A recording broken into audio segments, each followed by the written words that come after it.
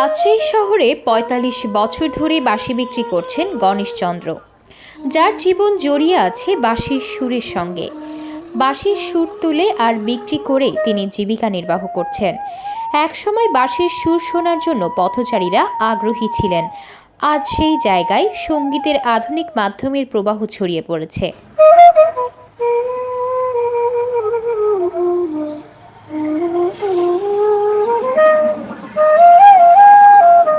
তবুও গণেশচন্দ্র বিশ্বাস করেন বাঁশির সুর কখনোই পুরনো হবে না।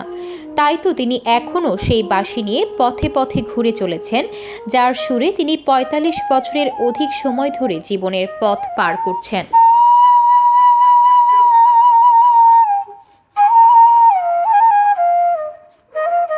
সংগ্রামী এই পথ চলা শুরু হয়েছিল এক সময়ের ব্যস্ত রাস্তার ওপর, যেখানে একে একে আসতো কলেজের ছাত্র শিক্ষক শিক্ষার্থীরা। কিন্তু সময়ের সাথে বদলে গেছে পরিবেশ। আধুনিক প্রযুক্তি ও সঙ্গীতের ডিজিটাল মাধ্যমের আগমন বাঁশির প্রতি আগ্রহ কমিয়ে দিয়েছে, এমনকি ব্যবসার প্রতিযোগিতাও বৃদ্ধি পেয়েছে। তবে গণেশচন্দ্র এখনও তার ঐতিহ্য ধরে রেখেছেন। আগের দিনগুলোও নাই, আগের মানুষও নাই।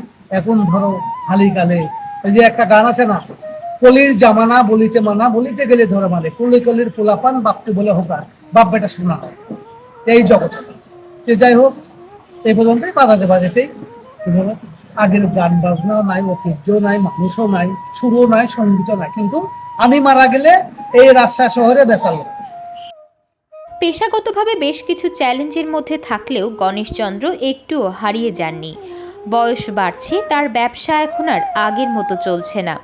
তবে তিনি এখনও তার জীবনযাত্রা চালিয়ে যাচ্ছেন বাঁশি বিক্রি করেই। তার জীবন যেন এক সংগ্রাম, যা আধুনিক যুগের সঙ্গে একত্রে চলতে চলতে তার পরিচিতিকে আরও এক দৃষ্টান্তে পরিণত করেছে। আগে আলোচ্য নেশা, এখন পেশা, পেশায় পরিণত। আমি অন্য কাজ জানি কিন্তু করতে ভালো লাগে না। কলা ব্যবসা জানি, চায়ের দোকান করতে পারি, ওই আপনার সিঙ্গারা পরোটা করতে পারি, কলা পাকাইতে পারি, কিন্তু আপনার ভালো লাগে, এছাড়াও ভালো লাগে না। এখন বাকি জীবনটাই হলো, একদিন বেশি একদিন কম হয়, রুজির মালিক আল্লাহ।